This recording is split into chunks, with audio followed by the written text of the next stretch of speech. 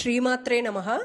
నిన్నటి వీడియోలో మనం అష్టమీ చంద్ర విభ్రాజ దళికస్థల శోభిత అనే నామం ద్వారా అమ్మవారి యొక్క ఫాలభాగం చంద్రునిలాగా మెరిసిపోతుంది అని చెప్పుకున్నాం.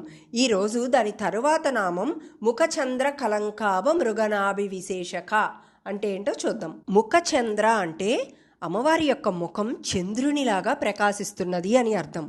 కలంకాభ అంటే మచ్చలాగా కనిపించినా కానీ ఆ మచ్చయే అందాన్ని పెంచేలాగా ఉందన్నమాట. మృగనాభి, ఇక్కడ మృగం అంటే జింక నాభి నుండి పుట్టే పవిత్ర కస్తూరి తిలకం అని అర్థం. విశేషక అత్యంత ప్రత్యేకమైనది అని అర్థం.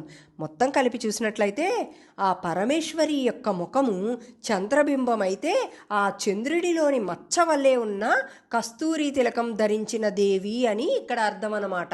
ఈ నామాన్ని ఎక్కడా కూడా విడతీయకూడదనమాట, కలిపి చదవాలి. ఇక్కడ కానీ మీరు అమ్మ నామాన్ని విడతీసి చదివినట్లయితే ఇక్కడ అవమానించినట్లు అవుతుందన్నమాట. కలిపి చదివితే అమ్మ ముఖాన్ని వర్ణించినట్టుగా ఉంటుంది. అది ఎలా అంటే చూడండి, ఇక్కడ ముఖచంద్ర కలంకాభ అని కానీ మీరు విడతీసినట్లయితే అప్పుడు అమ్మ ముఖం చంద్రునిలాగా ఉన్న మచ్చతో కూడినది అని భావన వస్తుంది. అక్కడ అది అమ్మవారికి అవమానం జరిగినట్లు. కానీ సరిగ్గా ముఖచంద్ర కలంకాభ మృగనాభి విశేషక అని ఎప్పుడైతే కలిపి చదువుతారో దాని అర్థం చంద్రుడి మచ్చలాగా కనిపించే కస్తూరి తిలకాన్ని ధరించిన దేవి అని అర్థం వస్తుందన్నమాట. అక్కడ మచ్చ అనేది లోపం కాదు, అది కస్తూరి బిందువు అంటే జ్ఞాన కేంద్రం అని అర్థం అక్కడ. అందుకే ఈ నామాన్ని చదివేటప్పుడు చాలా చాలా జాగ్రత్తగా ఉండాలి. అమ్మవారి యొక్క రూపవర్ణనలో ఎలాంటి తప్పులు చదివినా కూడా అమ్మవారి యొక్క రూపాన్నే మార్చేసినట్లు అవుతుందన్నమాట.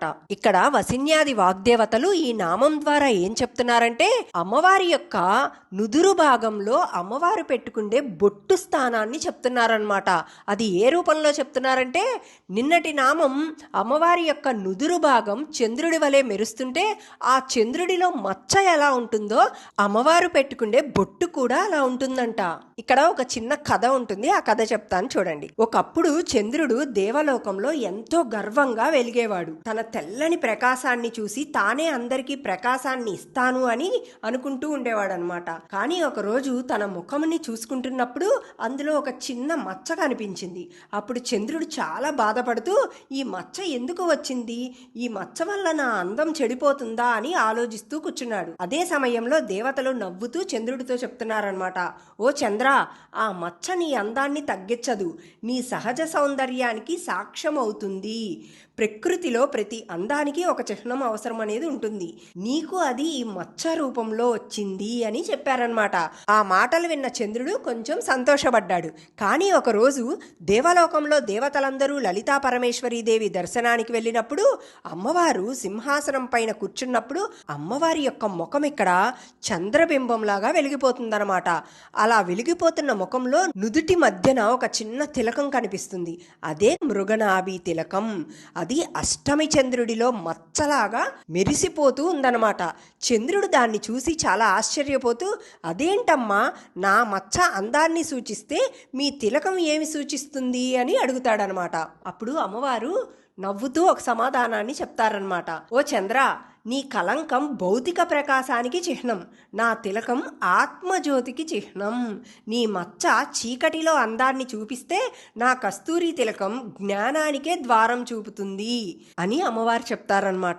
ఇక్కడ అమ్మవారు బొట్టు పెట్టుకుండే స్థానం ఏదైతే ఉందో దానిని ఆజ్ఞాచక్రస్థానం అంటారనమాట.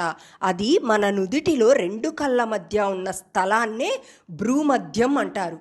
అదే ఆజ్ఞాచక్రస్థానం. ఏం జరుగుతుంది అక్కడ అంటే దైవ సంకల్పం ప్రవేశించే ద్వారం అన్నమాట అది.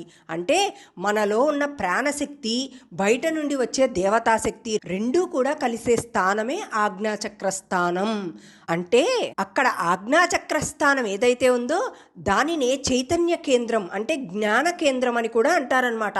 అక్కడ మన మనస్సు, బుద్ధి, అహంకారం, ఆత్మ అన్నీ కలిసే బిందు స్థానం అది. అలాంటి చోటన అమ్మ కస్తూరి తిలకం పెట్టడం అంటే మన మనస్సుని, మన బుద్ధి బుద్ధిని కూడా స్థిరంగా ఉండేలాగా చేస్తుందన్నమాట. అంటే మనలో జ్ఞాన ప్రవాహం మేల్కొంటుంది అని అర్థం. వేదాలు కూడా ఏం చెప్తున్నాయంటే మృగనాభి సుగంధం అనేది మన మనస్సు యొక్క స్థిరత్వానికి కారణమవుతుందంట. ఇక్కడ భ్రూమధ్యం అంటే తూర్పు దిశ లాంటిదనమాట. తూర్పున సూర్యుడు ఎలా అయితే ఉదయించి ప్రపంచానికి వెలుగు ఇస్తాడో అదేవిధంగా మన భ్రూమధ్యంలోని ఈ బిందు స్థానం నుండే జ్ఞానం అనేది వెలుగుతూ ఉంటుందన్నమాట. అంటే ఇది మన లోపల ఒక సూర్యోదయం లాంటిది అని అర్థం. చీకటిని తొలగించి మన మనస్సు ప్రకాశంగా ఉంటుంది అని అర్థం అన్నమాట. ఇక్కడ చూడండి, సద్గురువులు తన శిష్యునికి జ్ఞానాన్ని ఇచ్చేటప్పుడు సాధారణంగా మాటల ద్వారా మాత్రమే కాకుండా శక్తి ప్రసారం ద్వారా కూడా జ్ఞానాన్ని ప్రసరిస్తూ ఉంటారన్నమాట. అది ఎలా అంటే గురువు యొక్క బొటనివేలుని శిష్యుని యొక్క భ్రూమధ్యంలో ఉంచినప్పుడు ఆ శిష్యుని ఆజ్ఞాచక్రం అనేది మేల్కొంటుంది.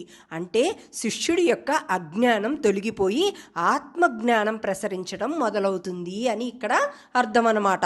ఉదాహరణకి చూడండి, రామకృష్ణ పరమహంస స్వామి కూడా వివేకానందుడికి ఇలానే శక్తిని ప్రసారం చేస్తారు. ఎప్పుడైతే రామకృష్ణ పరమహంస గారు తన శిష్యుడికి తన బొటనవేలుని భ్రూమధ్యంలో పెడతారో అప్పుడు తన శిష్యుడికి సమస్త విశ్వం ఒక వెలుగులాగా కనపడిందంట.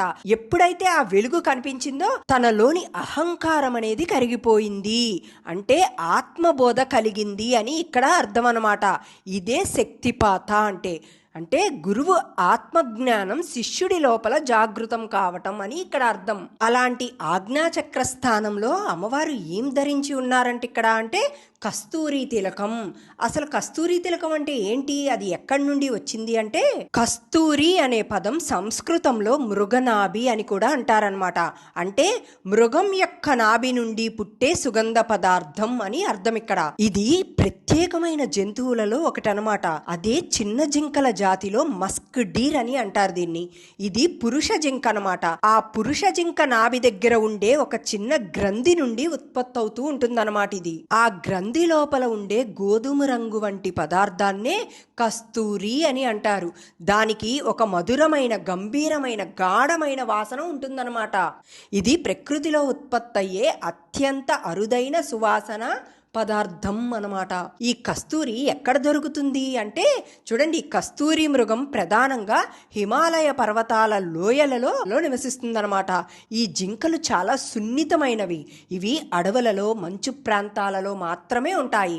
అందులో ఈ పురుష జింక నాభి దగ్గర ఉన్న చిన్న సంచి లాంటి గ్రంథి ఒకటి ఉంటుందన్నమాట. ఆ గ్రంథిలో నుండే ఈ కస్తూరి పదార్థం అనేది ఉత్పత్తి అవుతుంది. దీనిని ప్రాచీన కాలంలో జింకకి ఎటువంటి హాని కలగకుండా ఆ కస్తూరిని తీసేవారనమాట. అలా తీసిన కస్తూరిని ఎండలో ఆరబెట్టి పొడి చేసి అందులో చందనాన్ని, కుంకుమని, గంధంని, కర్పూరం లాంటి వంటి పదార్థాలతో కలిపి తిలక ద్రవ్యాన్ని తయారు చేసి ఆ తిలకాన్ని తయారు చేసేవాళ్ళనమాట. ఆ తిలకాన్నే కస్తూరి చందనం లేదా మృగనాభి తిలకం అని అంటారు. ఇది దేవతలు, యోగులు మరియు పూజా సందర్భాల్లో ఉపయోగించుకుంటారనమాట.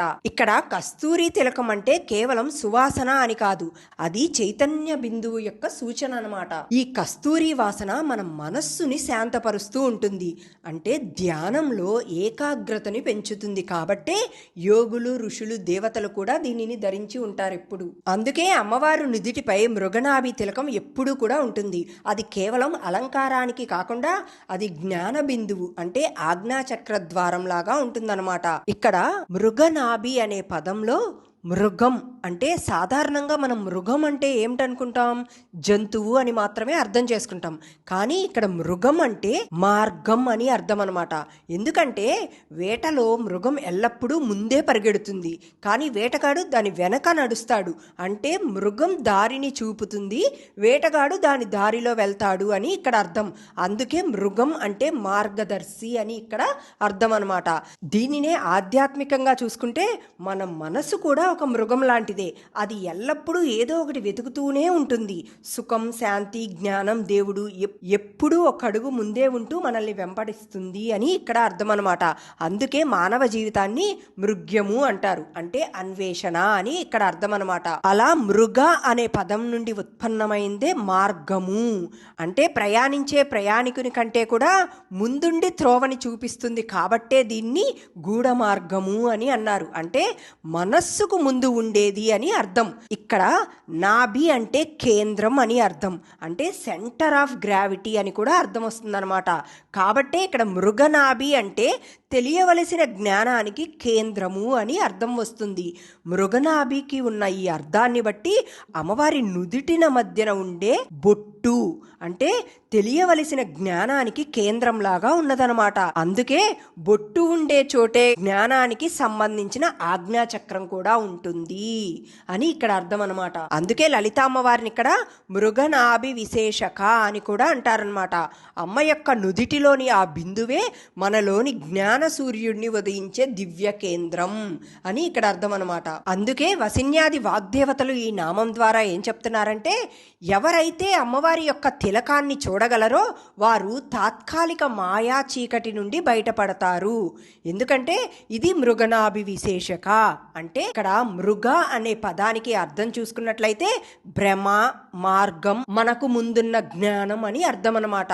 అలా ఆ తిలకం మనకు తెలియని జ్ఞానానికి ద్వారం అని అర్థం. ఇక్కడ అది కనిపించిన చోటే సత్య జ్ఞానం వికసిస్తుంది అని వసిన్యాది వాగ్దేవతలు అమ్మవారి ముఖం చంద్రబింబంలాగా ఉండి అమ్మ నుదిటిన కస్తూరి బొట్టు ఆ చంద్రునికి మచ్చలాగా ఉంది, కానీ అది మచ్చ కాదు, అది మోక్షానికి మార్గం అని వసిన్యాది వాగ్దేవతలు చెప్తున్నారనమాట. అందుకే మన ప్రాచీన కాలం నుండి మానవులు ఫాలభాగంలో బొట్టు పెట్టుకోవడం ప్రారంభించారు. ప్రారంభంలో అది ధ్యాన చిహ్నం అనమాట. తరువాత అది అలంకారంగా మారింది. అసలు అర్థం మరుగయ్యి అది ఒక చిహ్నంగా మాత్రమే మిగిలిపోయింది. ఇక్కడ నిజంగా ఎవరైతే బొట్టు పెట్టుకుంటారో వారికి ఆజ్ఞాచక్రం మేల్కుంటుందన్నమాట. అది క్రమంగా మనలోని 6th సెన్స్ అనేది జాగృతమయ్యేలాగా చేస్తుంది. అందుకే మంత్రసిద్ధి కోరేవారు అమ్మవారి ఈ తిలకాన్ని ధ్యానం చేస్తూ ఉంటారు. దాంతో మంత్రశక్తి త్వరగా చైతన్యమవుతుందన్నమాట. అలా ఎవరైతే ప్రతిరోజు బొట్టు పెట్టుకుంటారో అలా బొట్టు పెట్టుకునే ముందు ఇది దైవ ఆజ్ఞ ద్వారం అని భావిస్తే వారిలో కూడా ఆజ్ఞాచక్రం వెలుగుతుందన్నమాట. అది అమ్మవారి బొట్టుకున్న ప్రత్యేకత. పైగా చంద్రుడితో పోల్చి ఎందుకు చెప్పారంటే చూడండి, చంద్రుడికి మన మానవుల జీవితానికి రెండిటికి ఒక సంబంధం ఉందన్నమాట. అది ఎలా అంటే ఇక్కడ చంద్రుడు ప్రతిరోజు కూడా రూపాన్ని మారుస్తూ ఉంటాడు. కొన్ని రోజులు పెద్దగా కనిపిస్తే కొన్ని రోజులు చిన్నగా కనిపిస్తాడు, కొన్ని రోజులు అసలు కనిపించకుండా కూడా ఉంటాడు. అదే అమావాస్య. అలా మనిషి జీవితం కూడా కొన్ని రోజులు సంతోషంతో, కొన్ని రోజులు బాధలతో, కొన్ని రోజులు అసలు ఏమీ అర్థం కాకుండా శూన్యంగా ఉంటుంది. అందుకే చంద్రుడు లాగానే మనిషి జీవితం కూడా మార్పులతో నిండి ఉంటుందన్నమాట. పగలు అంటే సూర్యుడు వెలిగిస్తాడు కాబట్టి చంద్రుడి కాంతి కనిపించదు. రాత్రి చీకటిలో చంద్రుడు కనిపిస్తాడు అంటే చీకటి లేకుండా చంద్రుడికి వెలుగు కనిపించదు. అదేవిధంగా మనిషికి కూడా కష్టాలు లేకుండా ఉన్న జీవితంలో జ్ఞానం కనిపించదనమాట. ఎలా అయితే సుఖం ఉన్నప్పుడు మనం ఆ దేవుడిని మర్చిపోతామో, కానీ కష్టాలు వచ్చినప్పుడు మాత్రం మన మనస్సు దేవుడి వైపుకి వెళ్తూ ఉంటుంది. అదే వెలుగు. అలాంటి వెలుగు వెలగాలి అంటే కష్టాలు దాటినప్పుడు మాత్రమే అది సాధ్యం. అందుకే వసిన్యాది వాగ్దేవతలు చంద్రుడిలో ఉన్న మచ్చని పోల్చి చెప్పారనమాట ఈ నామాన్ని. అది ముఖచంద్ర కలంకాభ మృగనాభి విశేషక అంటే అర్థం. రేపు ఇంకో నామానికి అర్థం చెప్పుకుందాం. మీ అందరికీ కానీ నా వీడియోస్ నచ్చినట్లయితే లైక్ రూపంలో కానీ కామెంట్ రూపంలో కానీ తెలియజేయండి. అలానే నా ఛానల్ని సబ్స్క్రైబ్ చేసుకోండి.